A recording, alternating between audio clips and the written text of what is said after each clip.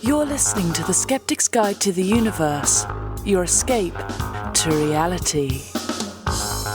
Hello and welcome to the Skeptics Guide to the Universe.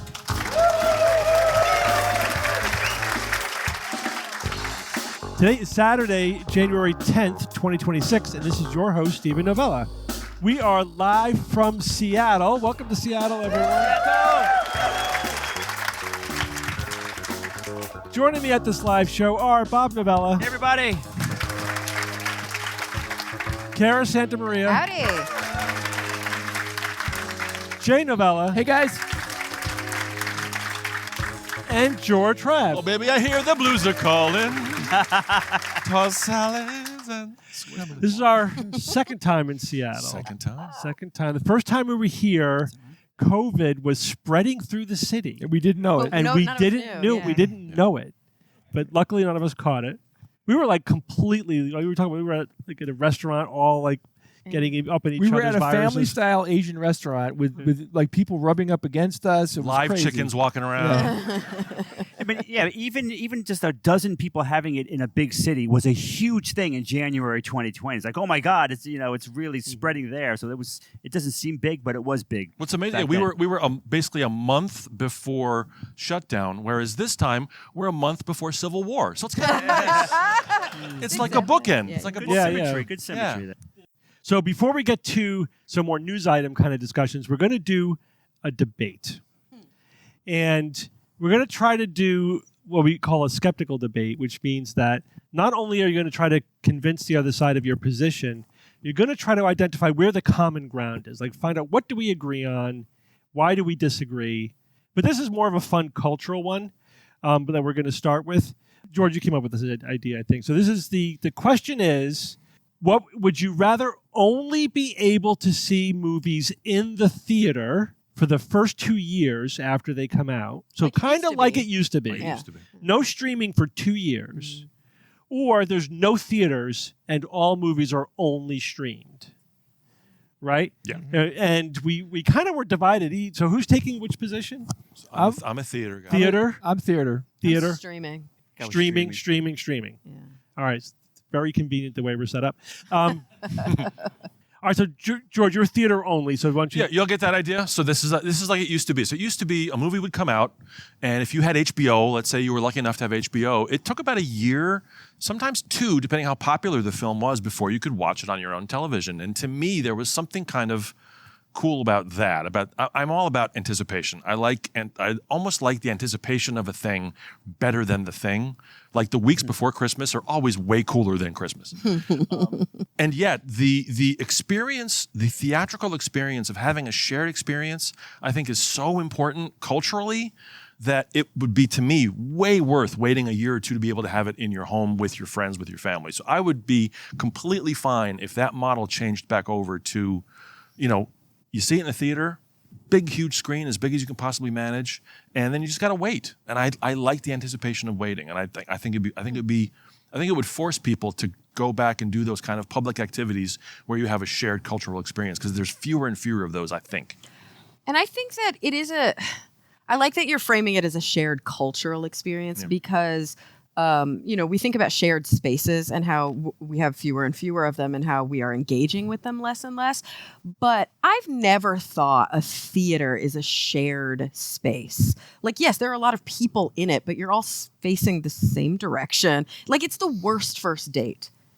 It's not a good date. Because you're not getting to know the person next to you. But to share a laugh with like 50, 30 people, or like a surprise or a shock, a horror movie when the whole audience sucks in. I'll tell you, and that's great. The first time I watched Evil Dead back many moons ago, Wow. I'll never, to this day, decades later, I remember this experience that I'd never really had anywhere else. There's a scene, it wasn't very graphic, but it was a scene where this guy was just chopping up somebody. And you see like a shadow, but he's chopping this person up. The entire, almost, not me, but the entire audience was like screaming at the same time, everybody. And that was just like, whoa, I've never experienced that before or since. Bob's doing that thing he likes to do during debates where he makes arguments for the other side. No, I'm kidding. Well, Cara, he's warming up for the extravaganza. Yeah, exactly. No, but I guess the thing is like, The reason I fall on the side of streaming is that I just need to look at my own experience and data. I'm not going to the movies. Now that I don't have to, I'm not doing it. What's the last movie you saw in a theater? Do you remember even? You know, I live in LA and I have a lot of friends who are filmmakers, so the only time I'm going to theaters is for their screenings. I'm not going for Hollywood movies at all anymore. I'm watching them at home. I'm watching them in my sweatpants, which you really can't beat. I am with George. You know, streaming's great. You know, like staying home and having access and all that stuff. But the reason why I went with that is, you know, COVID took away so many things from us. Like it really did change how people feel in a theater.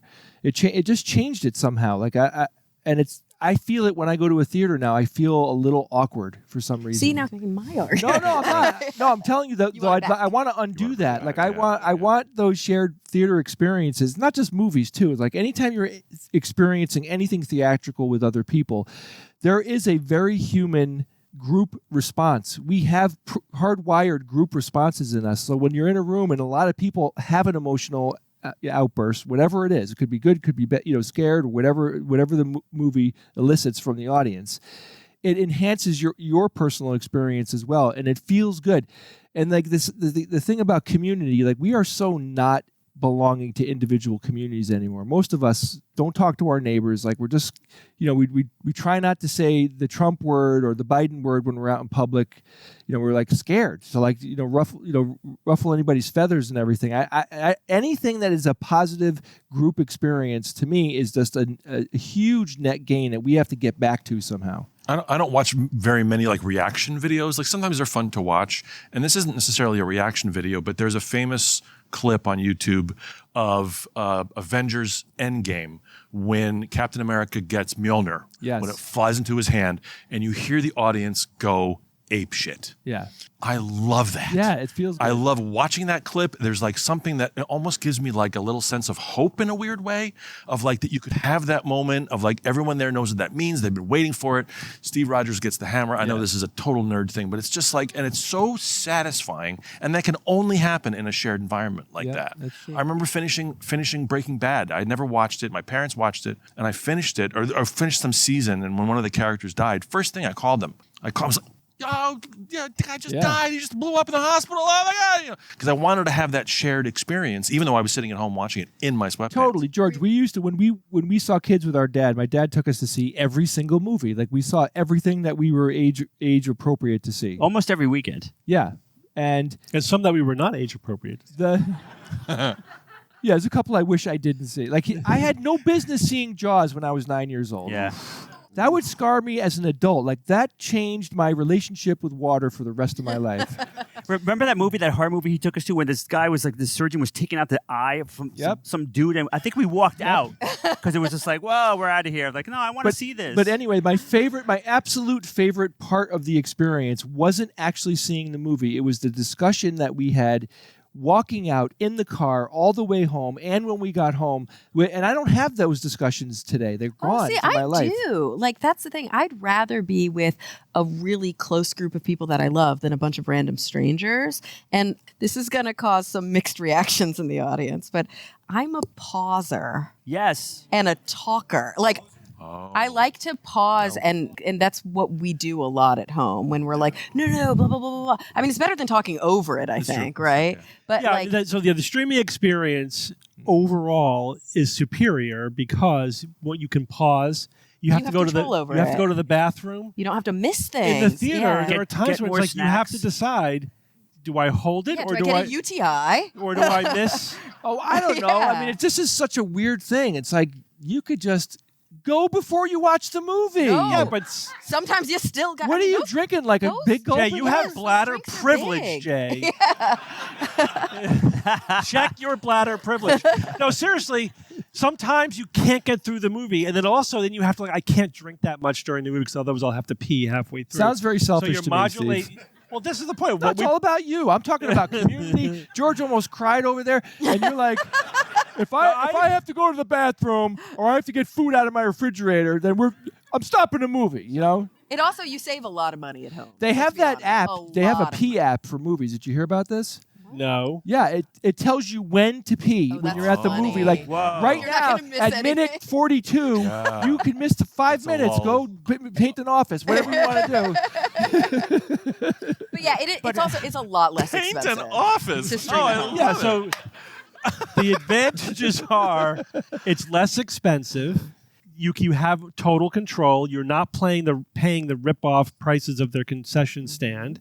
And you don't have to worry about catching illness from other people, which is still a thing, even though we're But not you're- technically. But no one's taking that away from you. You just got to wait. No one's taking away your streaming experience, your home experience. Yeah, It just you won't are happen. for But 2 years. That's For 2 part of years. the problem. That's part of the problem because you say you missed the movie. Movies are out for what, a few months maybe at best, and then if you miss that, I got to wait a year and a half to watch that. That's ridiculous. I mean, But that's how it used to be. That's how it used to be, but we didn't know any better. Now we can never go back. I mean, Exactly. so That's what would why that we mean? wanna I mean, stream at home. there'd probably be a thriving black market. Like, you want to watch this movie, it's not going to be on TV for 8 months. It's like, come on. That to me, that's a deal. That's why there breaker. was a Again, black but- market. Yeah, you remember That's a watching deal like breaker. people would record it in the And it was theater, shit. They and it were was like a shit. They were- shaky. Yeah, But remember, the other side of this is you can never go to the theater. I'm okay with Well, that. Right, you can we're go to shutting the down theater for theaters. live plays, though. You can go Yeah, see yeah, the yeah. theater. No, but I'm saying for movies, you can never Yeah. experience a big But screen. I know. You say and the that's- big screen, and that's but a loss. if can you do that have at an home. HD TV, Yeah. you're pretty much getting the same. And you can do the Dolby No, surround yeah. pretty I mean, easy it's now. you can't really say it's the it's same. similar. It is. It's not like Similar. not like better the than old it was. days. It's right? better than it was. It would be a bummer to lose out on IMAX, but I think a Right. regular movie like George, can you THX. Yeah. ask the audience? Oh, okay, yeah. Good question. Yeah. So, Oh, yeah. so we're gonna vote. How do I say this? Theater or so, streaming? so, and again, it's not. It's just you get the streaming still. You just have to wait. So, and no theater ever. So theater, years. streaming. Wow, dead even. Damn, Pretty close. that wasn't Yeah, even yeah, streaming that's okay. ones. Yep. But the truth of the matter is, more and more those things that are shot just for the theater are artsy, like the directors say, I'm going to do film and I'm going to, like, most things are actually shot for you to watch it at home now. Yeah, but more and more people are actually thinking about the home viewing experience when they are making these films. Did you not like Oppenheimer? Were you not an Oppenheimer fan? It's fine. It was fine. Okay. Yeah, I was a Barbieheimer. Yeah.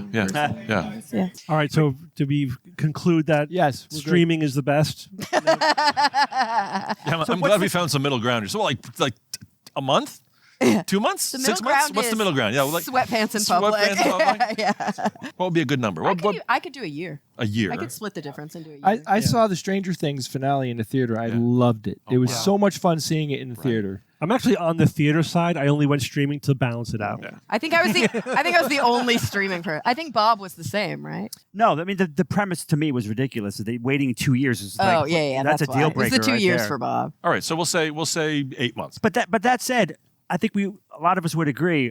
We used to go to the movies Yeah. all the time. Now we are going a fraction. I mean, COVID had A an few impact, times a year. but we are going so infrequently now. so It's expensive. it's very kind of sad. expensive. Yes, it Yeah. is. It's Just for weird. really epic movies.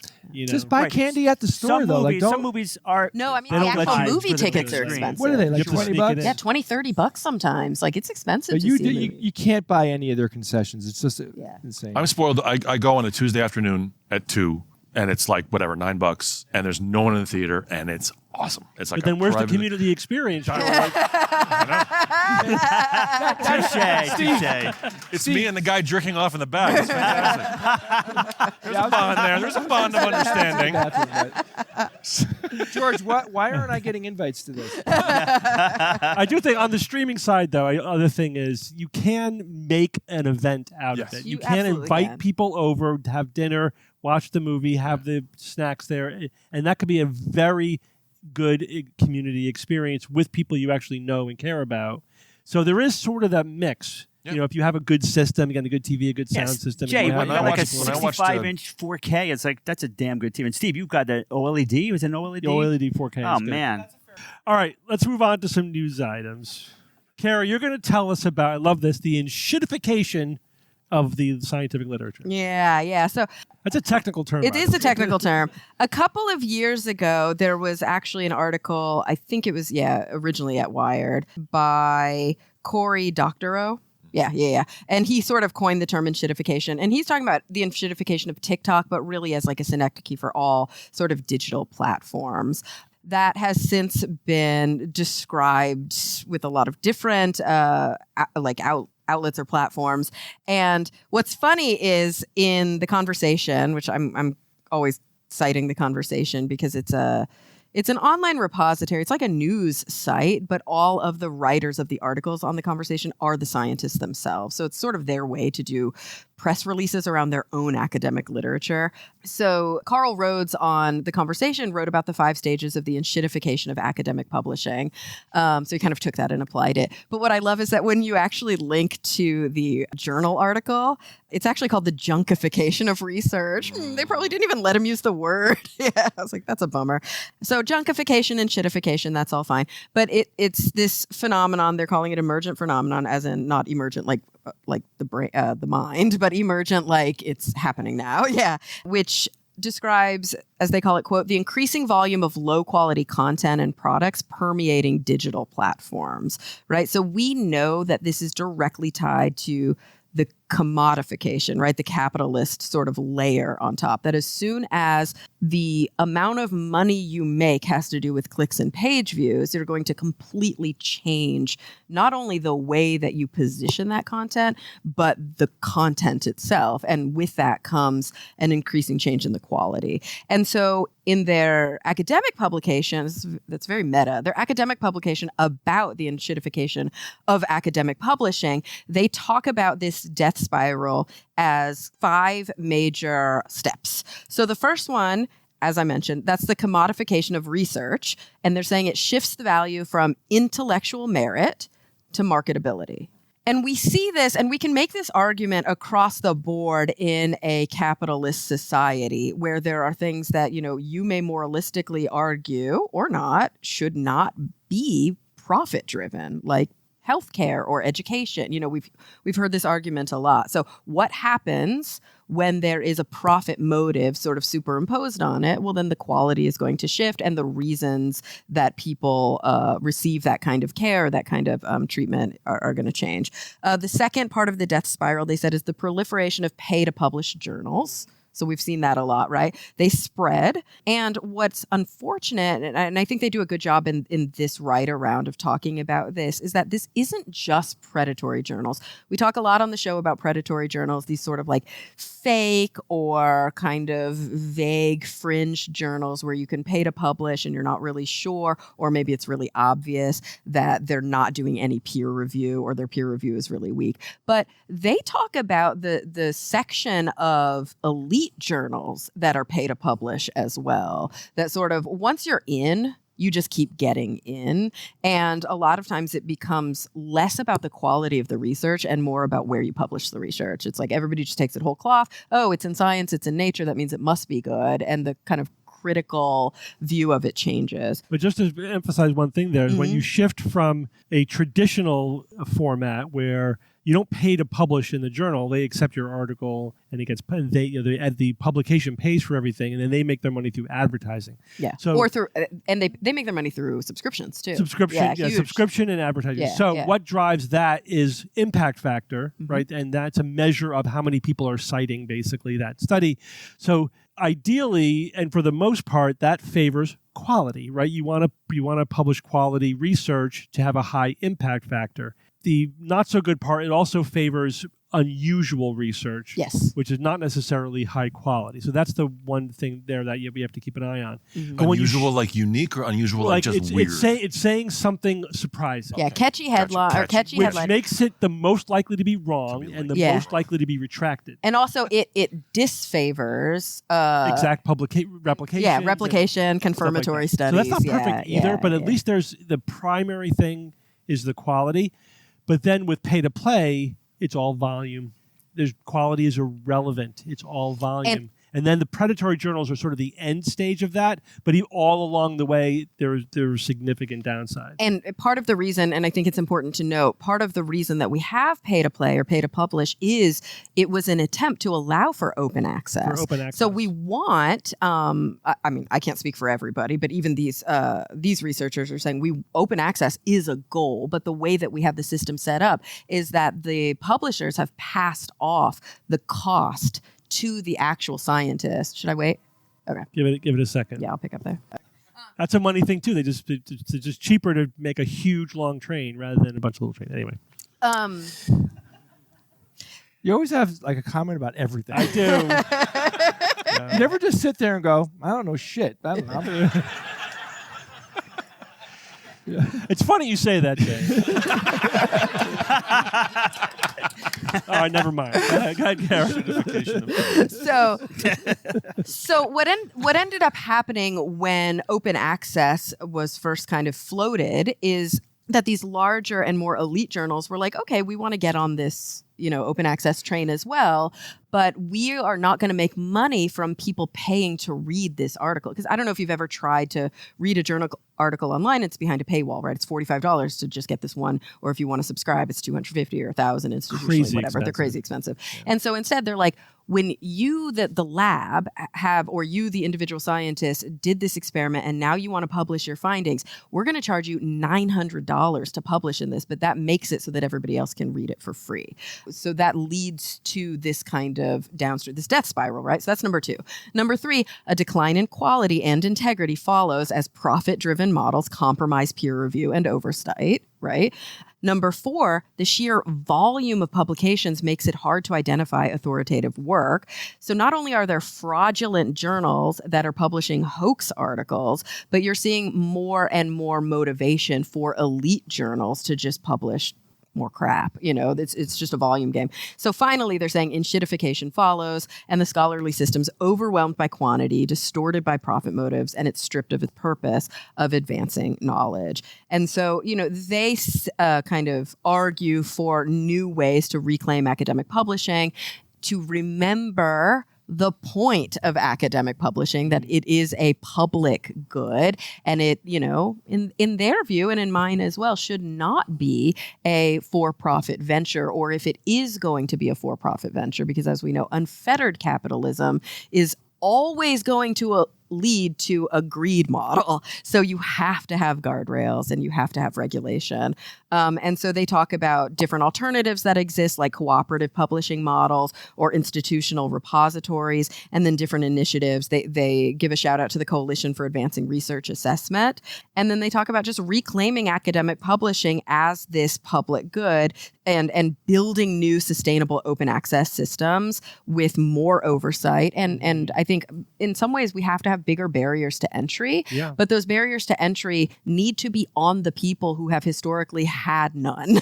They need to be on the more privileged individuals who so easily have been publishing. And we need to democratize publishing to people who haven't had those barriers and shift that balance of power. The other layer there is that, and this is happening to some extent, oftentimes like the government paid for the research, and now the public doesn't have access to the research because it's behind a paywall. Yeah, it should be open access if it was NIH funded. Yeah, so they're saying if the government funded the research, it has to be open access, which helps. That should be built into their funding. It's got to be built into the system. But we're at the point where there is so much crap being published, you can support any position. Absolutely.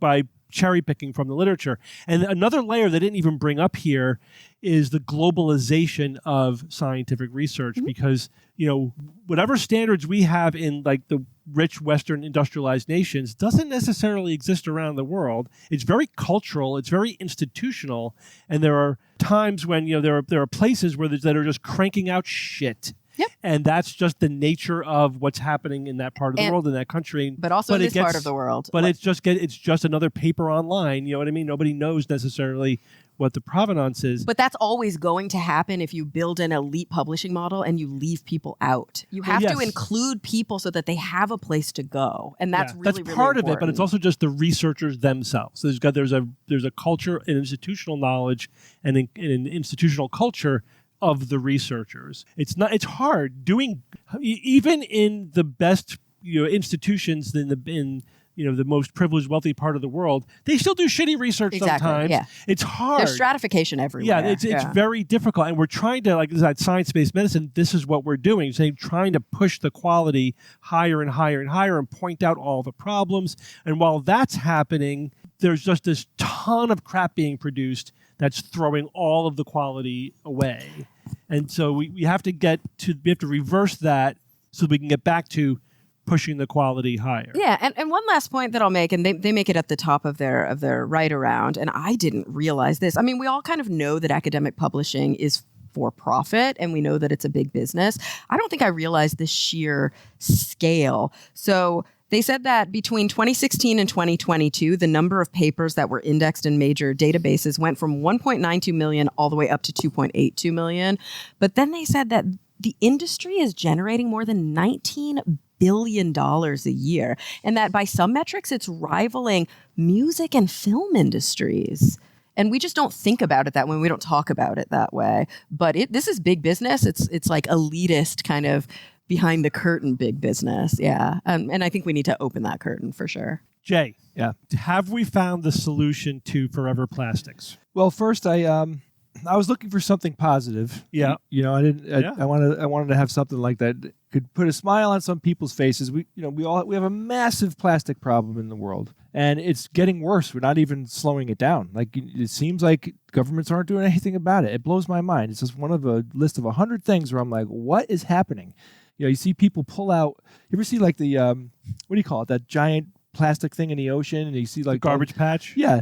But you just see them pulling out tons and tons of plastic, and it still keeps getting bigger. So we do have a massive plastic problem, and not many ideas at all. What happened? It's just like everywhere on our I know, you can't get away from it. Yeah.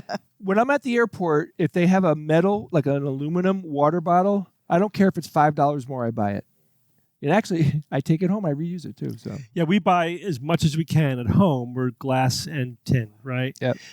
No plastic. But when you're traveling, it's like when you're in the airport, you got to do what you got to do. Yeah, but that's not obviously a tiny percentage of what we use. But that's also like, and I know that this isn't the point of your story, but it's the thing that constantly bears repeating, which is that the onus should not be on the consumer. Exactly. Yeah. It should be on the because industry. when you have no choice or no viable choice or no affordable choice, you're going to do what is simplest and easiest. they have like And that's refill by design. stations for Yeah. like laundry detergent and stuff. I've never seen it. I know there are in other countries do this.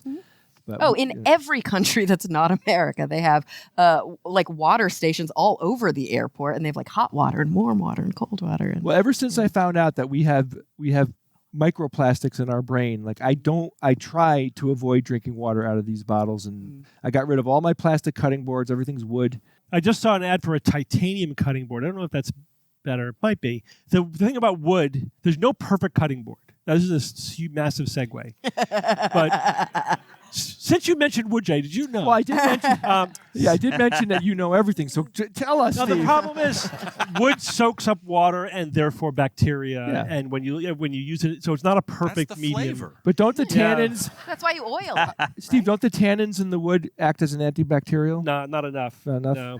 So anyway, I clean my cutting You have boards. to though, clean Yeah, but like cutting don't cut boards, yeah. chicken on a wooden cutting board. Yeah. Yeah. Well, what do you cut it on then? yeah, plastics to the board. Yeah, plastic is not great either. If They're both repositories of germs. If I got Steve's samurai sword, I can throw it in the air and go. No, but the plastic you can just put in the dishwasher. You can. Yeah. I just don't sterilize I don't it. want to even see it in my kitchen. That's fair. So oh, anyway, silicone so, maybe. So Yeah. plastics that are made today, they last for a very long time. We're talking like decades is on the low side. Oh, no, they last forever. They just get smaller and smaller and smaller and smaller and smaller. Okay, well that sucks. It's like your self-esteem. Yeah, you're right. So from I mean, one's self-esteem. not yours. do you see the It's a deep abuse? cut, Do you George. see it? They're doing it out in the open now.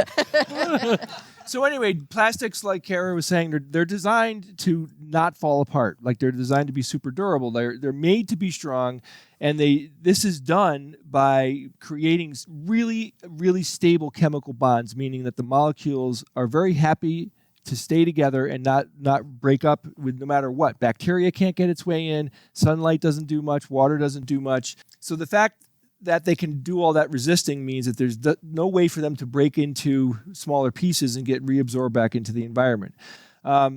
Engineers, of course, have tried to make plastics break down.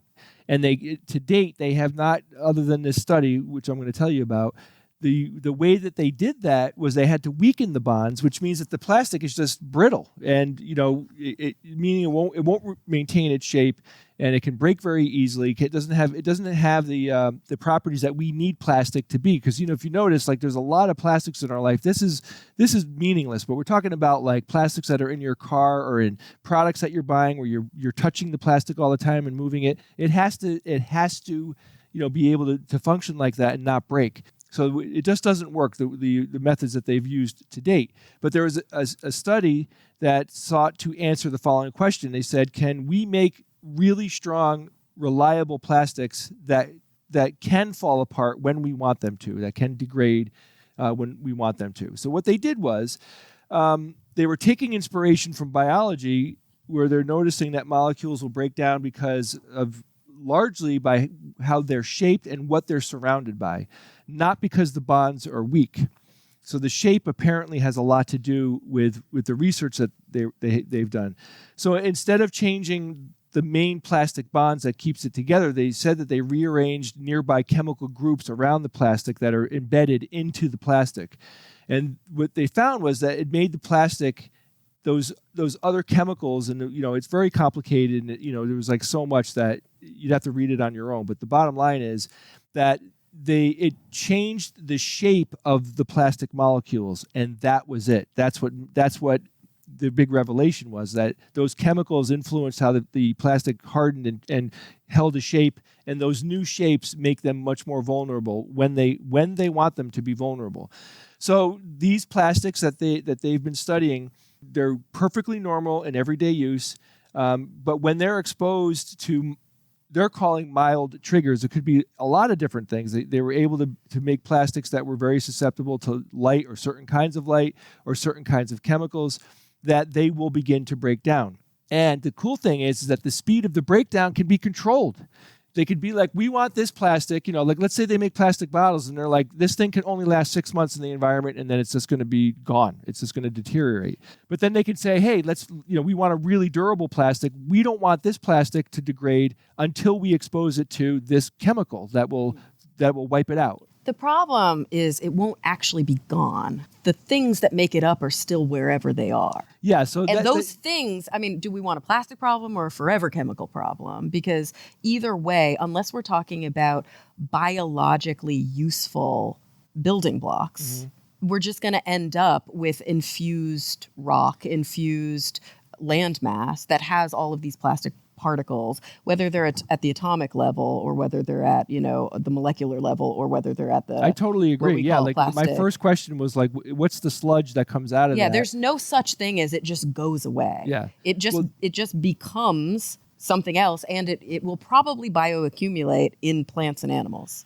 But it won't be like a microplastic, because that's still an intact plastic polymer. The polymer itself will break up into smaller pieces. But you're right. Nanoplastic. We have to ask, what are those pieces, and they might not have a physical property like plastic, but what are their chemical properties?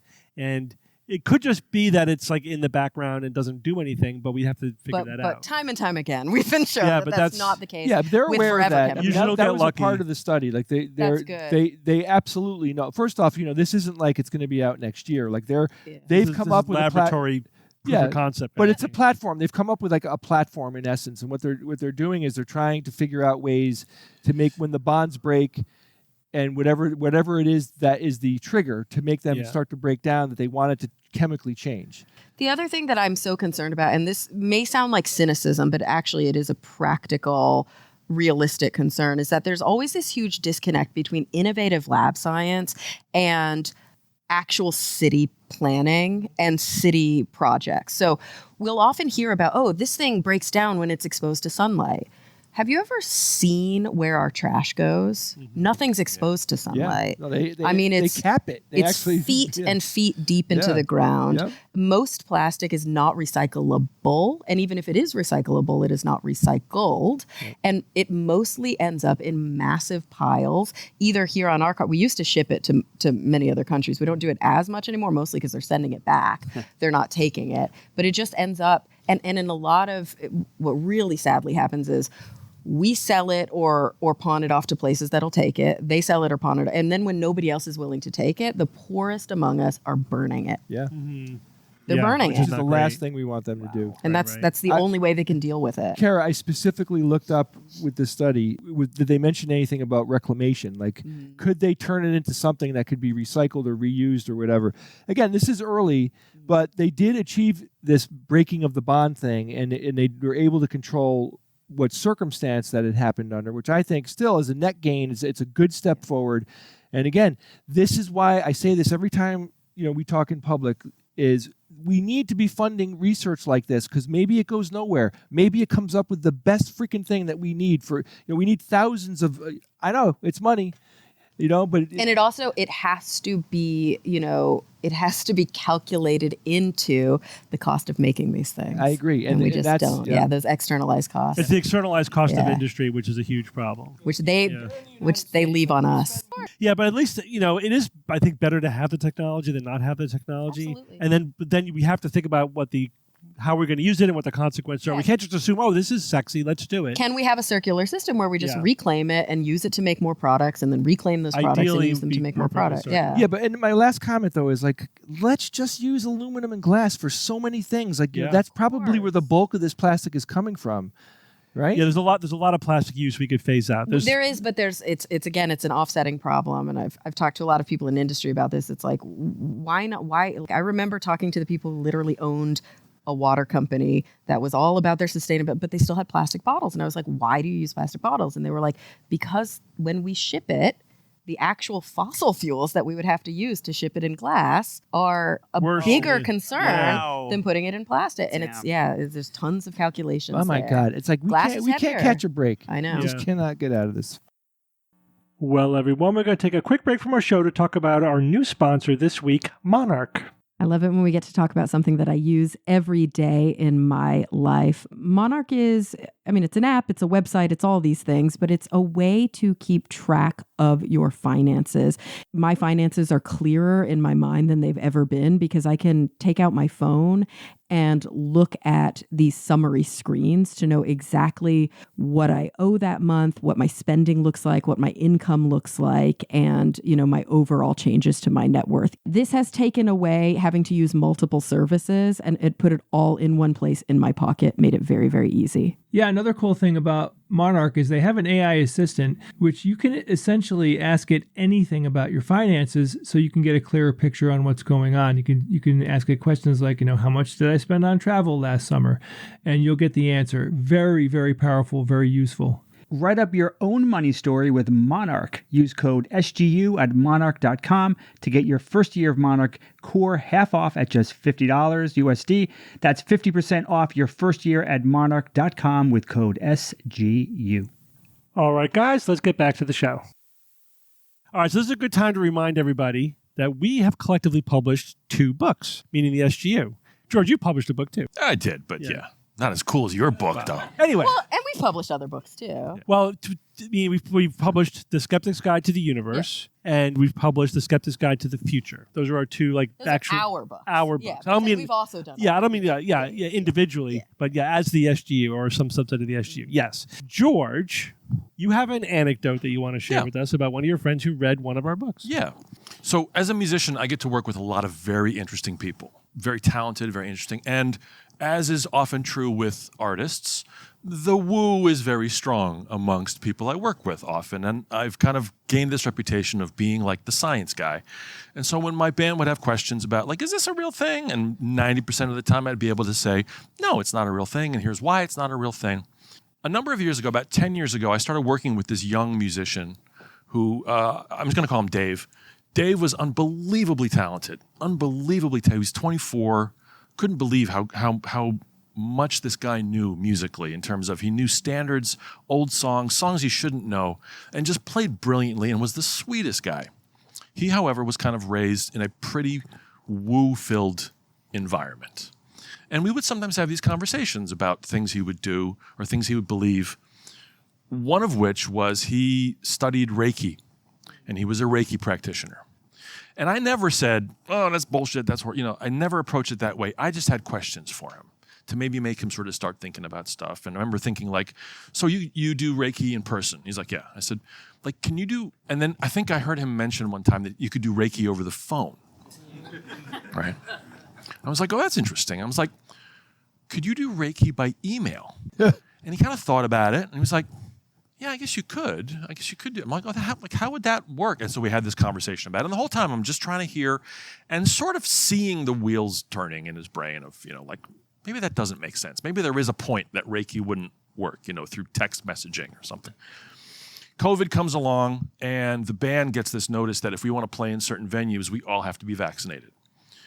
And everybody in the band agreed to it, except for Dave. And Dave, again, he was very cautious about it. And he just didn't want to do it. So I had a phone conversation with him, and we spoke for a bit. And I said, what's your hesitancy? And he said, well, this doctor that, I've been going to my whole life, who really helped my family in a crisis years and years ago, said I shouldn't do the thing because it's dangerous and we don't know what's the deal. And the whole time I'm just trying to be supportive and say like maybe really talk to the doctor to get the rationale, because I'm curious what the doctor's rationale is behind you not getting the COVID shot. Some time went, he came back, and he's like, I got the COVID shot. I'm like, oh, great. Like, what, did you talk to your doctor? He's like, yeah, I talked to my doctor. And he started talking about, that there was 5G in the vaccine, and, that there were microchips, and that just, yeah. So, well, yeah, question. Doctor in big quotes with italics underlined in red font,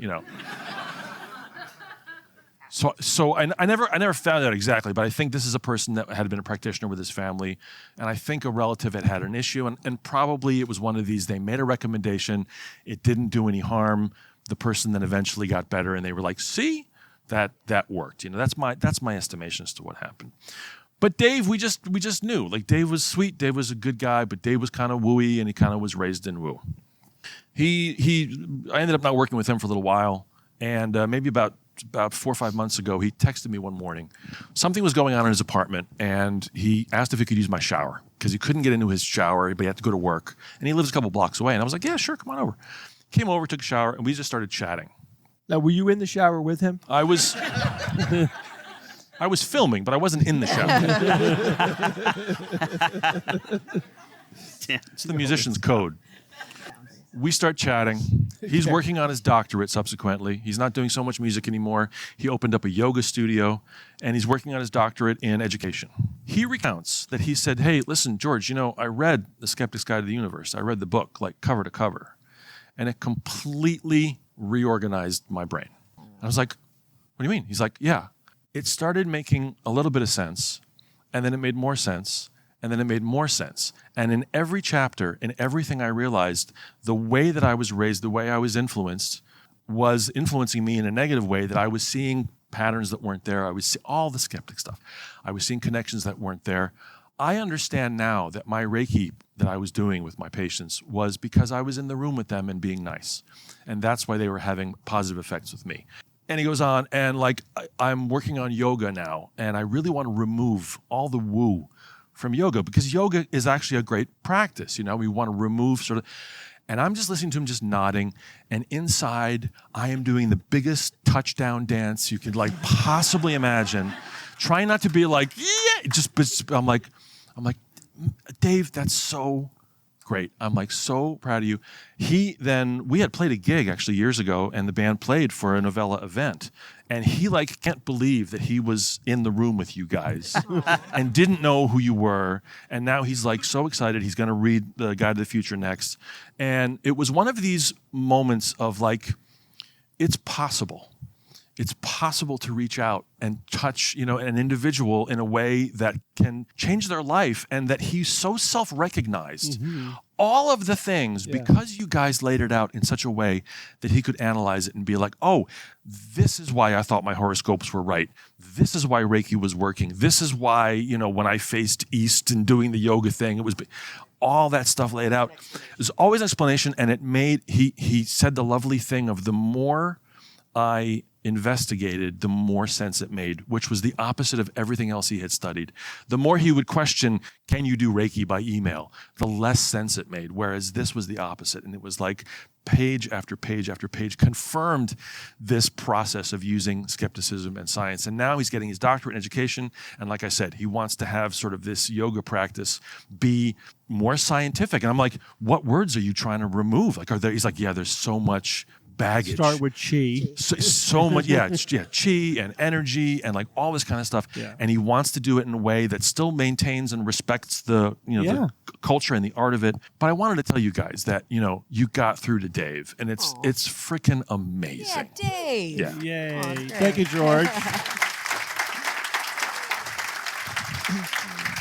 George, now that day that he had that revelation and told you about it, now was that the day that you started selling him the George Robb vitamins? He signed up for a course of 10. Yeah. And it's perfect. Well, my response to that is, first of all, it gives hope. You know what I mean? Like just to know someone out. Now, we get emails from people, and the podcast has had this effect as well. But like, it is incredible to think that someone could read a body of knowledge and have a paradigm shift in the way that they perceive their reality. 180, like 180. Yeah. I mean, that is incredible. Oh my God, I'm sorry. So, a couple of things. I appreciate the anecdote. Of course, we'd love to hear that stuff. It's good to know that the effort we put into the book, is working. But one is your approach to him, right, was not antagonistic. Right. It was the long game that we the talk long about. game. Asking questions, sowing seeds, Plant the seed, and making even those just saying, yeah, I guess it doesn't make sense that Reiki could work over email, and maybe that probably is what led him to read the book in the first place, right? And so he was reading it with a prepared mind. Mm-hmm. Otherwise, it would have no effect, right? So that's, I think, a testament to that as well, that approach. And also, from the way you're telling the story, the way it makes more sense, and the research has shown this, and we try to be mindful of this, is you can't just take beliefs away from people. No.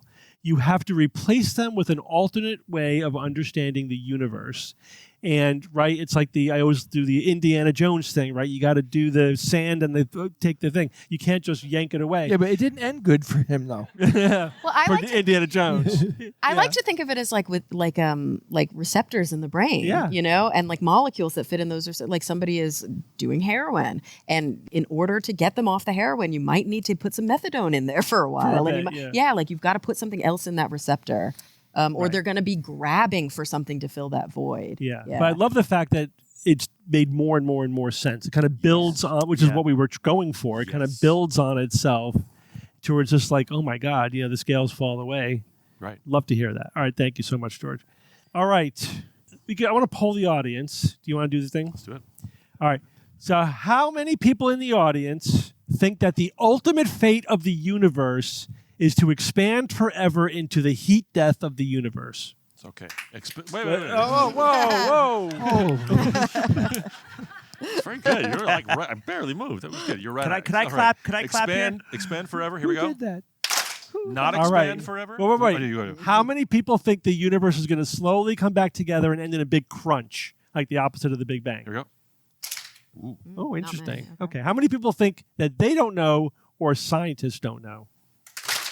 Ooh. All right. So that's what I'm going to be talking about, right? Is the expansion, like this is cosmology, right? The expansion of the universe. Probably many people who've listened to the show for a while know that in the 1990s, scientists measured the expansion of the universe over time, right? Because as we look out into space, we're also looking back in time.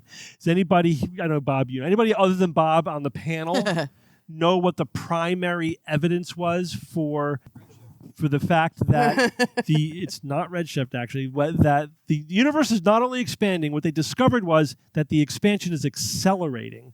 A discovery that earned them the Nobel Prize. What was the evidence that was the core basis of that conclusion? It's not the microwave background, is it? No, dark energy was the conclusion. The universe is expanding. We even discovered dark energy. That's a placeholder for what's pushing the universe apart. There's got to be some energy that is overcoming the attraction of gravity. So we'll just call it dark energy. We'll figure out one day what it is. Yeah, but it's just a placeholder. What was the observation? What was the data that led to the calculation that, you people need to listen to my talks more often. Bob? Nobody pays attention. What is it? Supernova 1A. 1A Standard supernova. candles. Obviously. Obviously.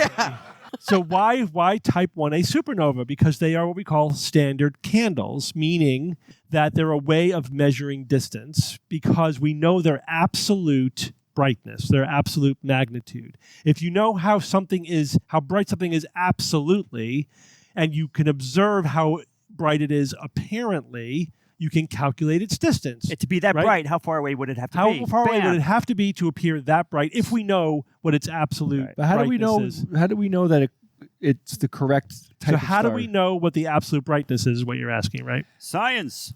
I mean, so wait, dumb it down a little bit. So they observe a star.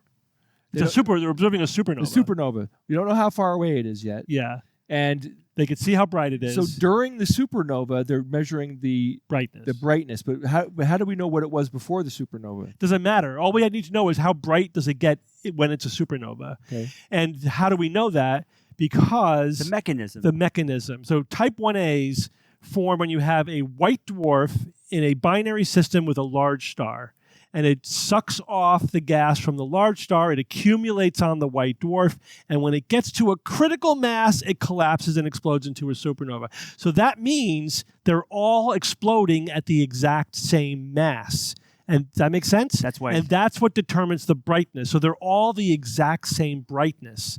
Therefore, a standard candle. You know, so you and Bob could have made all of this up 2 hours ago, and Yeah. I would not know the difference. True. yeah, maybe. So Why do I do this? So they looked at hundreds of type 1A supernova, and it turns out that they calculated the expansion of the universe in different times. Like, the universe is expanding faster today than it was 1 billion years ago, and even faster than it was 3 billion years ago. The expansion is accelerating, right? That led to dark energy and the Nobel Prize. Remember how dramatic that was? It was huge. We always assumed that there was enough mass in the universe to slow down the expansion and come back. Like, no, it's accelerating. It's getting faster and faster, which was back then was like, oh my God, nobody really saw that. Yeah, although the other wrinkle there is if forget about dark energy before this observation was made, if we just are trying to figure out will the universe expand forever or will gravity bring it back together, there's a certain critical amount of mass in the universe, right? And if we have more than that mass, it'll come back together. If we have less, it'll expand forever. And we're like right at the line, Yeah. right? So It's bizarrely. bizarrely, and to some cosmologists, maybe we have, I think it's called an isometric universe, where it approaches that stopping asymptotically, but it never quite gets there. So it's like right at the equilibrium point between expanding forever and contracting. Does that mean it's like expanding, then it just might stop and just be that? Yeah, without coming back together again. Is that ideal? Well, that's an aesthetic question. So Is that just an aesthetic question? I think it's more ramifications. some people like than the that. idea of the big crunch better. Some people like the idea of the expanding forever There are people better. that I don't want to get that close to. Yeah. The big crunch, though, or as Douglas Adams called it, the Gnab Gib, which is Big Bang backwards, right? Which I always thought was really funny. And I just forgot what my point was, so never mind.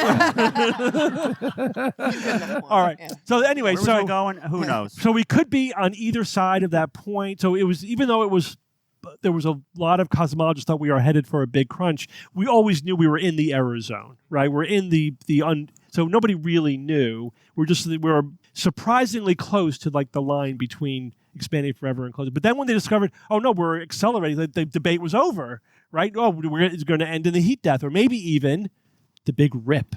You guys, we've mentioned the big rip. That was scary. That's man. when it expands so much that molecules can't, atoms can't be, primary particles can't be held together. They rip apart. Why Like would the universe what? rips itself Why apart. would how could it affect molecules? Because space is expanding so fast at large scales, but if that expansion happens at small scales, like human or planetary scales, then that would be eventually ripped apart as well. So, wait. yes. Like that sounds like there's fabric and all the threads are being pulled. Like Whatever. Space time. I mean, it's space time. Space-time fabric, Jay. So So it was. I remember at that time it was really unusual because I like the idea of the big crunch because it's like, hey, it expands, it comes back, we got the crunch, and then the universe maybe would just happen again. The Big Bang would there's happen this again. endless cycle. Endless cycle. But with Something appealing about right, that right. idea. But the heat death is like, man, this is our one shot. That's it. It's one That's and it. done heat death. So that's where we are now. The consensus of opinion among cosmologists, because of the Type 1a data, is that we're accelerating, therefore heat death, right? Everybody get that? Mm-hmm. But what if there are technical problems with how we're interpreting the Type 1a supernova data? That they haven't uncovered in a quarter century. So there's a South Korean team that has reanalyzed the Type 1a supernova data and with other databases as well. So now there are more data, because we keep observing, right? We have way more observations than we had in the 1990s. And they said, if we look at the data, we think that the Type 1As are not all the same absolute magnitude. That, in fact, the older they are, I think it's the older they are, the brighter they are. And when you make that adjustment, the universal expansion's not accelerating, it's actually slowing down. Therefore, Big Crunch is back, right? But how does that even make sense? How do you have this is an old school supernova 1A, and this is a young hydrogen is hydrogen. You don't have old and young hydrogen. It could have to do with the mix that's in there. There could be other elements or whatever. So they're saying that, but universe has a big crunch. yeah. Sorry. Well, what they're saying is there is, but you have to adjust it for distance. They're arguing that you have to adjust the absolute magnitude of the Type 1As to distance. And if you do that, there's no acceleration. But then you're right. Is that then still a standard candle? It is. It's just with an adjustment. But it would also mean it's a modified standard. It would also mean that other distances that we have calculated over the decades, these other distances would be incorrect in some way. That's that true. Also would need to be adjusted. Yeah. So some of these fundamental differences, like how far away is Andromeda, it's like, oh no, it's not as far as we thought. So, all right. So is this now the new consensus among cosmologists? No. So this is one team. Right, and as we often say, replication is king, right? And I don't believe things if just one guy is saying it or one team is saying it until it gets independently replicated by other experts in the field. So what are experts saying now? And they're kind of divided. So some are saying it's interesting. There's something interesting going on there. They haven't, like what they did with their observations, but this needs to be replicated, and we need other people to look at this, and we need to consider other things. They're not ready to rip up the cosmology that we have had. They're not ready to take away the Nobel Prize yet. Has peer review? Oh, is that even on the table? No. Has peer review happened? They don't revoke. Peer review has happened. Yeah. Okay. Yeah, but post publication, just the community, how are they reacting? So they're being met with a lot of skepticism, as they should. As they should. It's because they're saying, hey, we now have this data that reverses what other people were saying. But at the extreme end, some cosmologists are saying, nah. They had Bob's reaction, saying this same group came out with some other reason to think that we weren't expanding. There was no dark energy, or there's less dark energy, or whatever, and that was shot down. And now they're coming back with some other harebrained theory. It seems like a sacred cow to them. Potentially, what they want. Either they have a conclusion and they're working towards it, or more, I guess, principle of charity is that they're, as good scientists are, saying, okay, everybody, there's consensus on this thing. Let's try to break it. Yeah. Let's just constantly try to break the thing that everybody agrees with to see if we're missing something. Because we do get lazy when we all go, okay, we agree, so we're no longer going to challenge our assumptions. But the real question is, how sure are we of any of this, right? And the answer is not very. There are huge error bars on all of this cosmological stuff. Sure. And, again, like as you say, probably most people here knew the universe is expanding dark energy, but how many knew it was based upon a wonky interpretation of Type 1a supernova data, right? It's like, the people, nerds like Bob and I, are astronomy buffs. The guy in the math shirt. The guy in the front row with the math shirt. What are the odds? He doesn't know shit. It is interesting to think about how many of these sort of big things, dark matter, dark energy, the expansion, the ultimate fate of the universe, is based upon a pretty narrow interpretation of a limited set of data, and is really subject to change. And because Bob and I have been following this for the last 40 years, we've lived through enough of these. Oh, that thing that map of the universe that you had in your head for your whole life. It's wrong. It's this other thing now. Like the Big Crunch. Nope, no Big Crunch. It's the heat death. Steve, I'm trying to get through this week, and now I got to worry about this shit. It's like you know what? This is fun. This is fun. I love following these. No, it's not because it is. It is because if this happens, everybody dies. We're talking about billions of years in the future. This is not going to affect people. You. Might be alive billions of years from now. Not even billions, quintillions of millennia. I mean, it's so far it's ridiculous. Would there be a disingenuous reason? I mean, like talk about enshittification of data, or trying to get hits, or something like that, or maybe I don't but know. It's hard to know. Honestly, that's the kind of thing that the question is, could these researchers not be acting in good faith or have whatever.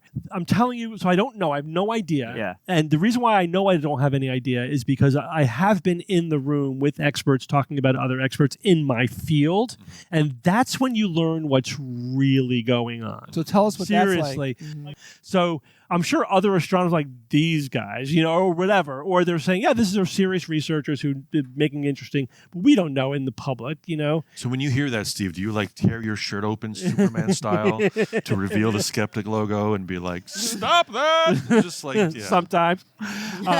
So anyway, it has to, this has to work its way through the system. My sense is that the South Korean researchers who are claiming now it's going to be a big crunch, so there's no acceleration of the expansion based upon this new idea that we have to reinterpret the 1A data, they're probably the ones that are wrong rather than the rest of the community. It's an extraordinary claim. Back it up. Sometimes, but every time we've had a big paradigm shift, everybody thought they were wrong until they realized they were right. That's why usually they start with one group absolutely saying something different from everybody else, and either they convince everybody else with data or they don't, and they go away and they're a footnote. Usually our tools improve. Yeah. And then we collect more data, and our tools improve more, and then eventually you can't deny it anymore. And that's how good. So that's the good thing about astronomy too. There's always more observations to make, and we are steadily accumulating more observations, and we are steadily putting out better telescopes, better tools, better. So the data is just getting better, and this will be resolved. This will resolve itself eventually. Yeah, I think what we should all do is just check back in on this whole thing in about 100 years. Now, I bet you will know in a year whether this is true or not. Pretty well, and then maybe it could. I think once we'll know. So there's probably going to be like a short answer where the community really digests it and either says, all right, this is a possible, or it's completely wrong. And if it's possible, then it might take 5 or 10 years to collect more data and to really sort it out. I wonder what the sigma confidence level is for dark matter and the accelerating expansion. Is it like dark energy? What did I say? Dark matter. Dark matter. What? Yeah, is it like 6 sigma, 7? I mean, at this point, imagine if that's wrong, it could happen. But what? Why is that so funny? I mean, we at this point, Bob, you lost everyone in this room when you said the word sigma. If they 6, 7. 6, 7. Oh, that's what you were doing? Jesus. Give me a break. Wow, I did. Come on, it's meaningless, people. So yeah, I wonder how we're pretty damn confident about dark energy at this point. Yeah, but the sigma is dependent on the assumption that the 1As are standard. But it'd be funny to see like a 6 or 7 sigma fall. Be like, oh no, that would actually undermine confidence. I mean, you guys are both disregarding omega. What's up with that? Oh, that's another story. All right. Jay, we've taken you on a magical journey of science, and you're like, not even looking out the window. Did you hear Steve though when he goes, "This is fun"? Yeah, I was waiting for that. Fun. You don't think it's fun to follow a scientific controversy play out in real time? This is actual drama, and the stakes are the ultimate fate of the universe.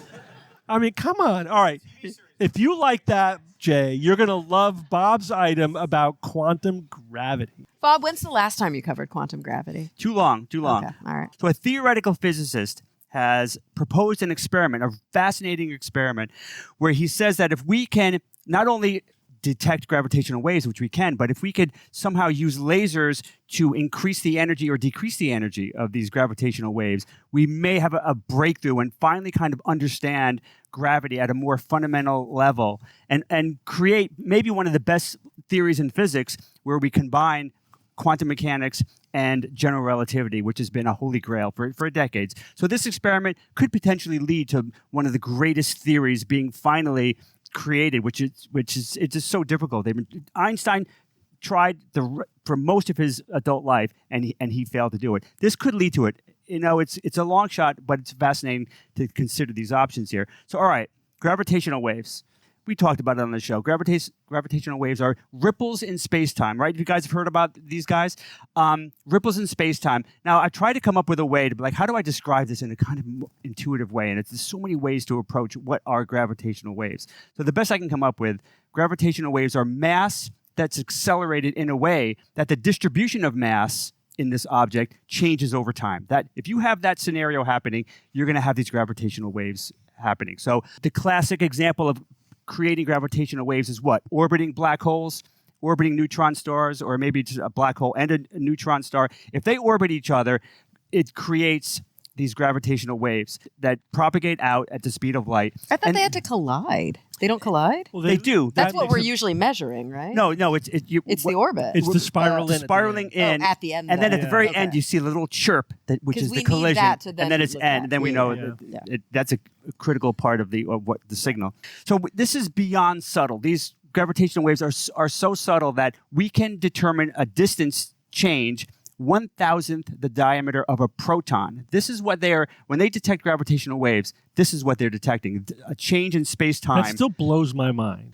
1,000th the width of a proton, and we're measuring it. That's magic. It's the most accurate distance measuring scientific instrument that exists. LIGO was one instrument. I remember when they were developing this, they had to cancel out or account for anything that could mess with their instrument. And one of the things they accounted for were wild wolves in the backyard behind the facility. They had to account for that because them walking around was messing with their accuracy. That's what they had to do. So what did they do with the wolves? I think they killed them, Jay. No, I don't know. I don't know. They didn't do that. But they had to account for that. There was a million little things. Like, okay, we got this one. What's next? Oh, well, look at these damn wolves. Let's get rid of these guys. So it's just... So they're like going around killing animals and shooting people. It's science, Jay. It's science. Just to make it quiet. Okay, but it's not just orbiting black holes that are creating these. Everything.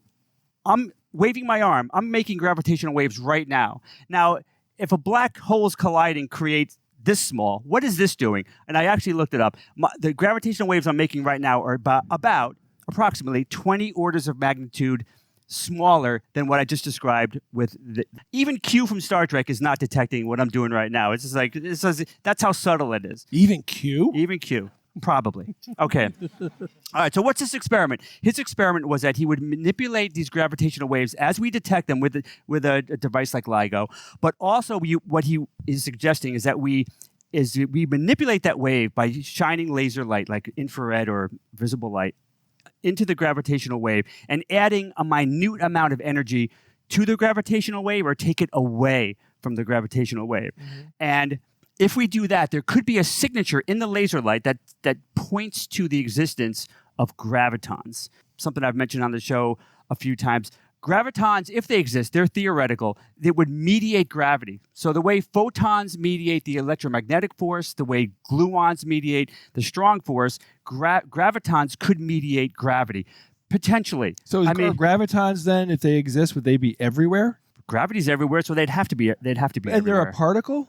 Potentially. Like, Jay, whenever we interrogate a field in science, whether it's an electromagnetic field, electron field, whenever we have taken that field and examined it, we've been able to quantize it. They're quantizable.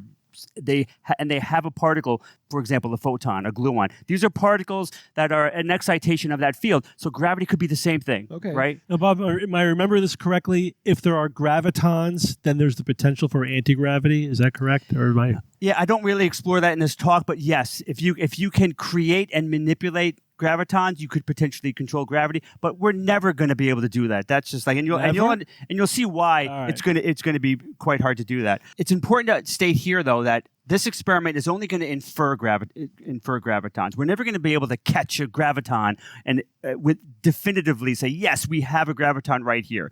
That's just not going to happen. We're going to be able to infer it, which is great because then these theories that that predict gravitons will be supported if this experiment is good. So I read a fascinating paper. These scientists tried to say, all right, if we wanted to detect one graviton, definitively detect it, what would it take? They concluded that you would need a detector the mass of Jupiter orbiting a neutron star. Wait, would it be? It's with a detector. It's not with an accelerator. You're not making it.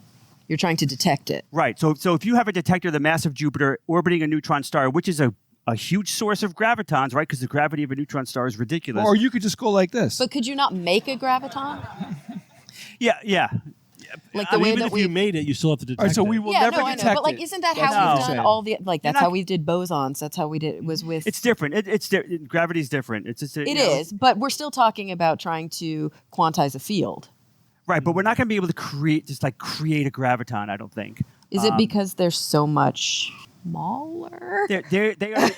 Gravity is the weakest force by far. It's so ridiculously weak, and that's part of the problem. So in their paper, they said that if we built this thing, I mean, what kind of society could build this thing? But if they built it, they would detect one graviton every decade or every century. So apparently it's not worth it though, right? Like it's just not going to. But the thing is, it's even worse than that, right? As hard as that is, it's even worse than that because they realize that, all right, if we're going to detect one graviton, then we're going to have to filter out all these pesky neutrinos because there's, for every graviton, they said there's probably, what did I put down here? Trillions of sextillions of neutrinos. So now they're going to kill trillions of neutrinos for this. This whole thing is murder, Bob. So it's a noise issue, Bob? It's just there's too much noise to detect the Exactly, single thing? George. The noise of neutrinos is swamping the graviton. So they would have to create a shield, a filter that would filter the neutrinos but not the gravitons. And if they did that, the mass of the shield would be so massive. So how massive would it be? That it would collapse into a black hole. So scientists call this a non-trivial problem.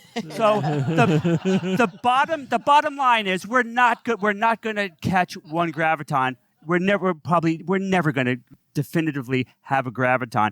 But is this experiment worthwhile? If we're not, it absolutely. Like for the Higgs boson, we didn't detect it. We theoretically determined that the Higgs boson, which confers gravity to everything. You mean mass? Mass. Yeah, mass. Right. Our theory pointed to that, and then we found it. So we don't need to actually say we have a graviton. So this experiment could be extremely helpful. But for two big ways, if this experiment is successful, we could then say gravity is quantum, because right now. Okay. A gravitational field is a classical field. We don't have solid evidence that it's a quantum field. Like every other field that we've ever examined is quantum. We don't know about gravity. It's just so hard to test. So this experiment could say yes, we have a gravitational field is not just a classical field; it's a quantum field. But with all of our observations, can gravity stay classical? Potentially. Really? So we've never observed anything about gravity that doesn't fit with like Newtonian. Well, there's hints. For example, Hawking radiation. Yeah. Hawking radiation shows that a highly curved spacetime could create the Hawking radiation. So that shows that there's some dialogue going on between quantum mechanics and gravity. But it's not super strong evidence. It's not like, yep, we nailed this. And gravitational wave science could be wholly classical? But yeah, gravitational fields could be classical potentially. No, I mean gravitational wave science, like using gravitational wave detectors to make assumptions about the universe. We could do that from a wholly Newtonian perspective. Yeah, absolutely. Right now, there's nothing obvious about gravitational waves that says that it's quantum. But what does quantum gravity? What are not the consequences? But what does that mean necessarily? That means that we have taken gravity and general relativity, and we've quantized it. And quantum mechanics, and they work together. And now they don't. So it becomes a single theory. Oh, gotcha. Right. The unifier. It's two different languages right now. You can't explain black holes. And it would be huge. And I'm going to mention that a little bit. But all right. So this experiment is worthwhile. We could determine that the gravitational field is quantizable, which would be wonderful. But it also points to this idea that if we prove that gravity is quantum mechanical, that then quantum gravity, the theory of quantum gravity unifying general relativity and quantum mechanics into one theory is possible. And that's the holy grail. That's the holy grail. That's absolutely the holy grail. And because right now there's mysteries in science and in astronomy and cosmology that what? You want to know, Jay? Yeah. Let's talk about it. So two big ones that I wanted to talk about that quantum gravity could solve for us is what's in the middle of a black hole. It's a singularity. But a singularity inside a black hole is kind of like dark energy. It's a placeholder. We don't know what's in there really, because all of our theories just kind of fall apart. And that's why we want to unify them, because our theories are predicting these infinities are just coming out everywhere. We don't know. So quantum gravity could tell us that, all right, the singularity isn't infinitely dense and infinitely curved space-time. It's this finite object. Finite is much better than infinite when you're dealing with these theories. So it's a more spread out thing. That's what quantum gravity could tell us. It could also tell us that, space-time ends within a black hole. It's something that's really strange. It's not a singularity, but space-time just ends right there. It's not a space-time thing. And that would be, if we knew that would be a huge advance over just this weird singularity that nobody knows what's going on there. All right. Another thing, if quantum gravity is real, this is a good one. Jay, you're going to like this. So if we had quantum gravity, we could potentially know if we could travel into the past. You like that one, Jay? So I really am against traveling into the past, but I think it's interesting that they're making a relationship between those two things. I mean, traveling into the past is, I think it's overwhelmingly likely not to be possible. But you could not say definitively that science says traveling into the past is impossible. You couldn't say that because general relativity predicts that there's something called closed time-like curves, like wormhole time machines, that could potentially be used for traveling into the past. There are solutions that say, yes, we can travel into the past according to general relativity, but we need quantum gravity to definitively say one of three things. So we develop quantum gravity. It could say one of three things. It could say that this is forbidden outright. Traveling into the past is never going to happen. Closed time-like curves, this weirdly shaped space-time, is not physical. It's never going to happen. So we could say that.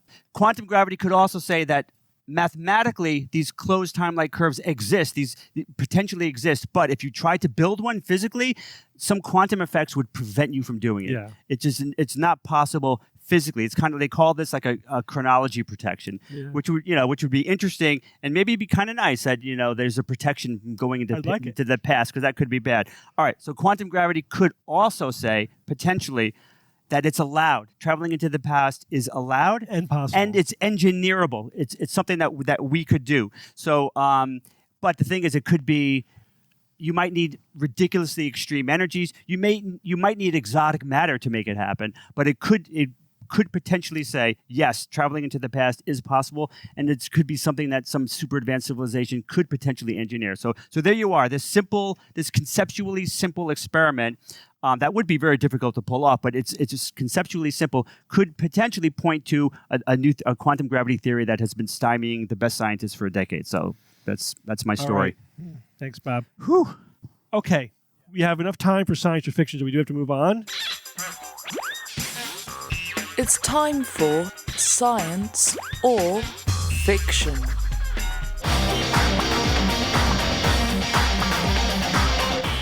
Each week, I come up with 3 science news items or facts, 2 real and 1 fake. Then I challenge my panel of expert skeptics to tell me which one is the fake. Are you guys ready? So I'm gonna read the 3 items. The people in the audience are not going to respond in any way. Poker face, and then we'll survey the panel, and then once they've all committed, then we'll survey the audience. Until then, no feedback. Okay. Zip it. And you'll understand why in a moment. Because we already know, Steve. You know the theme. Of course. It's not Seattle. It is Washington State. Portland. Washington State. It's Washington, D.C. Okay. Here we go. Item number 1. Washington State has the highest number of reported UFO sightings per capita, while California has the highest total reported sightings. Item number 2. Despite its climate, Washington State, led by Seattle, has the highest sunglass purchases per capita. And item number 3. Numerous reported sightings of a lesser-known cryptid called Bat Squatch a large flying primate with bat-like wings, date back to 1980 in Washington. Bat Squatch. George, last time you were on the panel, you went first. Okay. And you got it right. Ooh. You and Brian were the only ones. Oh, that's right. Who got it That's correct. right. Okay. So I'll give you your choice. Do you want to go first? Or do you want to go last on the panel? I'll go first. All right. I'll go first. There you go. There are the 3 items. Okay. I like the number 2 about the sunglasses. There is a certain hipster relevance to that of like we wear sunglasses despite their necessary need or not. So I'm going to say that's probably science. The also the bat squatch is from number 3, the bat squatch from the 1980s. That feels like a very 1980s kind of thing. It feels like a very 1980s term. It does rhyme with swatch. Right? Sort That of like was a big. post Leonard Nimoy in search of like we got to be like we're 14, 15, 18 years old now, we're naming stuff. So just based on that, solely on that, there are hipsters here and wearing sunglasses and that bat squatch feels 80s-ish. I'm going to say that Washington does not have the highest number of reported UFO sightings per capita. So number 1 is the fiction. Okay, Kara. I'm so glad that's kind of what I was leaning toward. So to sort of take them in order really quickly, I think that the first thing I thought of was, with the California having the highest total versus the highest per capita, I like that. Makes it more believable. But I still have a feeling that like New Mexico, Arizona is going to have a higher per capita, but that might be too obvious. And then the sunglass thing is hilarious. Like at its surface, you're like, that's the fiction, but I don't know. Like I live in LA. I wear sunglasses every day. I can't not. And I know what it's like when it's been gloomy and then all of a sudden the sun pops out and it's like, it hurts. And so I could see needing sunglasses, or maybe it's wishful thinking, or there are sun showers here. Like it can be raining and it's still sunny. So I don't know. I could see it. And then I don't know, bat squatch I've never heard of. It sounds silly, but obviously Sasquatch culture in the Pacific Northwest is huge. So that one kind of is in keeping. I don't know. Yeah, the UFO. That's just tough. These are really good, Steve, because they could all be science. But I'm going to go with George and say the UFO. It's probably California might have the highest total, or Texas, but I think the per capita might be in Arizona, New Mexico, that region. Yeah. Okay, Jay. Wasn't the first UFO sighting from Washington State? You are correct. That doesn't affect this answer. Mount Rainier in Washington was where Kenneth Arnold reported seeing objects skipping like saucers. That was misinterpreted as a flying saucer shape, right? He was describing their movement, not their shape. That's the 50s, 40s? 40s, 47, 40s, I think. 47. Yeah. All right, so Washington State has the highest number of reported UFO sightings per capita, and California has the highest total reported sightings. I mean, that sounds like fine. You know what I mean? Like I can't really shoot a hole in that. I'm taking into account that you guys picked it, but let me keep going here. Despite the climate, Washington State, basically people here are purchasing the most sunglasses. I don't know. That seems counterintuitive by a lot to me. So that one is my first pick so far. And then the bat squatch, I mean, I've never heard of it. I think I would have heard of it, right? I don't, because what we do, lesser known, but we're skeptics. Like when they say lesser known, it's us who know about it. Yes. You know what I mean? Call me less. Yeah. So I'm going between those two. Bat squatch, Steve, this is like a claim and not like a no one has like You mean reported. it's not been proven? Reported Is that what you're asking? No, I just wanted Reported more sightings. information That's from all. them. That's all. Right. It So said. people are claiming that there is a large flying primate with bat-like wings, like a bat with bat-like wings. I don't know. I mean, between these two, geez. I'm going to say the sunglasses is the fiction. Okay, Bob. So for number 1, the UFO sightings, it seems plausible to me considering that flying saucer was actually coined here, and I think people would be like, yeah, this is our thing. So that kind of makes it more tenable to me. The second one with the sunglasses, it's just too obvious. It just seems too obvious, unless that's what you want me to think. So I'm going to discount that one. I've got a theory about bat squatch. I wasn't too familiar with it either. Somebody last night had a T-shirt on that had cryptids and it had bat squatch. And I think Steve saw that T-shirt and decided I'm going to put it in science or fiction. That's my working hypothesis. So I'm going to say that one is fiction. Oh, you think that one's fiction then? Yes. I would think you'd go the other way. I know, No. me too. Evan? Nope. Oh, what are the odds? Steve looked at it and like, oh, this is interesting. Oh, look, it's seen in Washington. No. I think Steve just like, I'm going to use that somehow in science or fiction. Or the person that was wearing the T-shirt is from here. It's a local doodad, and that's what you're wrong. You clearly did not see the T-shirt, Jay. All right, so we have George Kara for UFOs, Jay for sunglasses, Bob for bat squatch. I love when there's a good spread across the items. Like a nice Now, sandwich. We're going to see how the audience feels. Oh boy. So if you think that Washington having the highest per capita UFO sightings is the fiction, clap. Okay. If you think that the sunglasses is the fiction, clap. And if you think that the bat squatch is the fiction, clap. Okay. Okay, so I 1, 3, 2 Yeah. 2 feels like. is what I'm It's not hearing. looking good for me. Yeah, come on. Let's take these in reverse order. No. Do them in order. Numerous reported sightings of a lesser-known cryptid called bat squatch, a large flying primate with bat-like wings, date back to 1980 in Washington. Bob thinks this one is fiction. Some of the audience think this one is fiction. Now, Bob, I remember the cryptid T-shirt from last night. Of course you do. And who wore that T-shirt? Raise your hand. So I came There up he to is. you and took a long look at that T-shirt So as did I. to make sure that Bat Squatch was not on it. Oh. And it wasn't. I don't know what you're What? remembering. Whoa! Wait a second. There was a biped with bat wings. I mean, come it was on. Not, but the word Bat Squatch was not on it. It's Mothman. It was Mothman. You were looking at Mothman. This is No. like the priming Yes. thing with the I word. saw it Mothman too. was Like upper the word left, and priming Bat thing. Squatch was bottom right, or whatever. I was drinking too much last I night. was like, oh, is that Bat Squatch? No, it's Mothman. Good. Woo.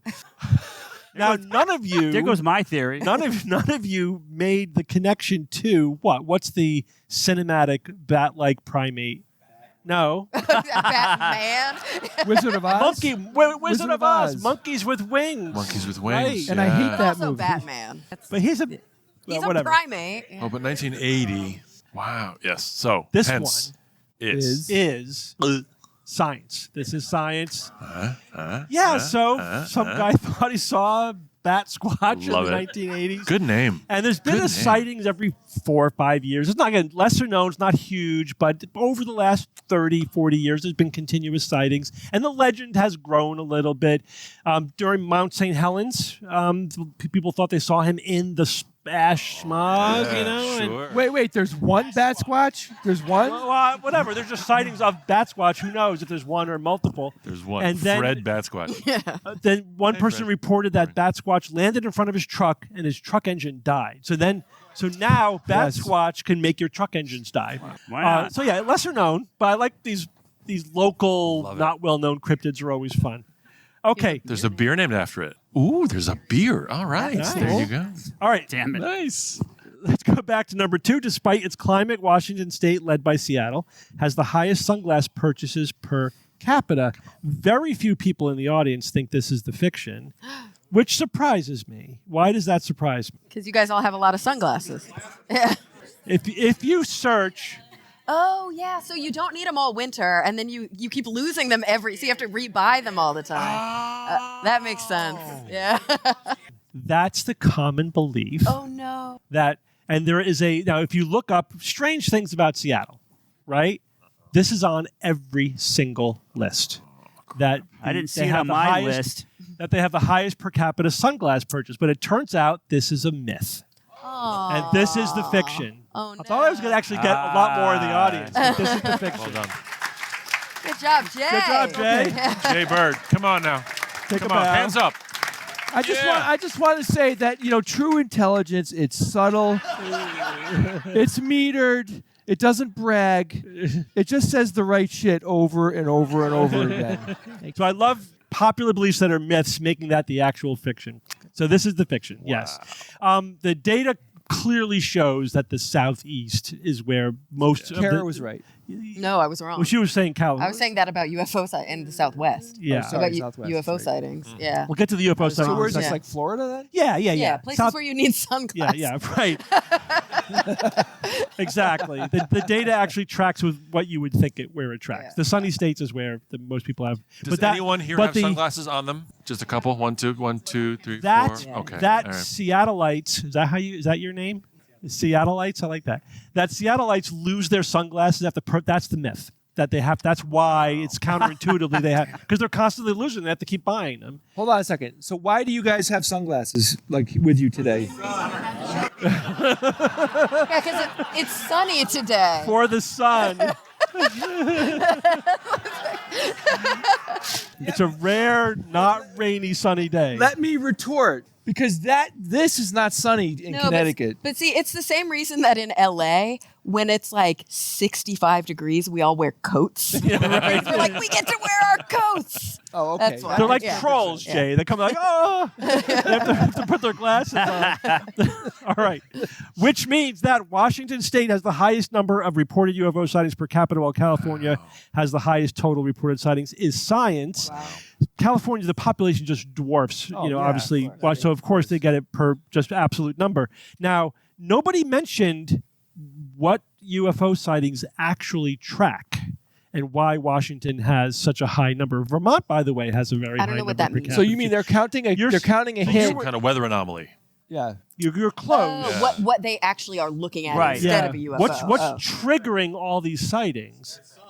Aircraft. Lack of skeptics. It's all military bases. Oh, Makes perfect Carefully sense. tracks okay. But there's military so bases. many That's pretty in cool. the Southwest. But Yeah, whatever, they're- it's yeah, Washington. interesting. And Probably less this is crowded. what the data shows. There's fewer people probably in the Southwest as opposed to. There's got to be some Yeah, critical density yeah, of yeah. people to see the stuff, and also There's a lot I don't of know. Right. people in It- I there. guess, yeah. If you, it's the Washington has wow. a combination of military bases, and also not just Wow. it's not just that there are planes. It's also that it's stuff that other countries want to spy on.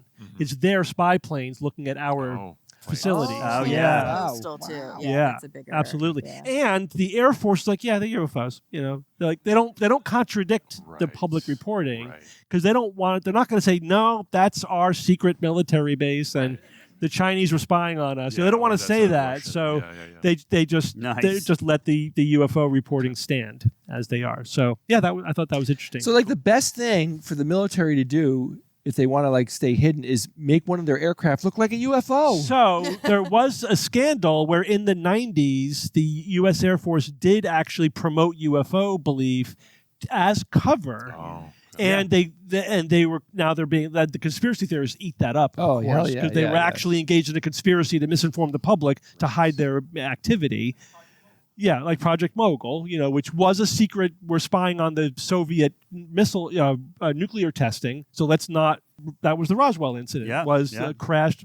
Weather balloon. Spy satellite. Spy balloons. And they're not going to say, nope, that was our spy satellite, So they just let that mythology stand. They must have loved that shit. That's Yeah, awesome. they love it. Yeah, it's organic cover for their activity. Of course. Can you tell me more about the sunglasses though? I'd like to That Yeah, would so be- it is interesting because the rogues, I include items that seem blatantly false. Yes. Right? They're counterintuitive, and they could go either way. They Right. could say, that's blatantly false. I'm going to call that the fiction. Or they'll say, It's that's too easy. Yeah. That's why you included it. I'm yeah. going to flip it and say that Steve's trying to fool us. I don't know which way they're going to go. And it's it quite is so honestly- painful to like go look at the one that looks super fiction Yeah. and you're like, oh come on, that can't be it. And then when you miss it, as soon as you do the reveal, you instantly feel like a moron. You're just like And I just soak up your tears like they're Yeah. the best. Let's give Jay one big clap for getting it right. Here we go. Come on. There you go. Baby. Good job, Jay. You did it. I don't even want to play this game I was anymore. 100. Steve, just so you know, I was 20 years 100% in. sure when you started reading the answers. I'm like, I am so wrong. It's like there's just no way. Thank you all for joining me for this special Thanks. Seattle Hey. episode. Absolutely. And thank you guys for coming to see us in Seattle.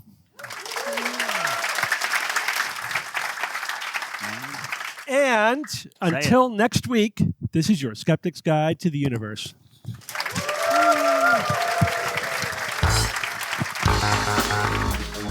Skeptics Guide to the Universe is produced by SGU Productions, dedicated to promoting science and critical thinking. For more information, visit us at theskepticsguide.org. Send your questions to info@theskepticsguide.org.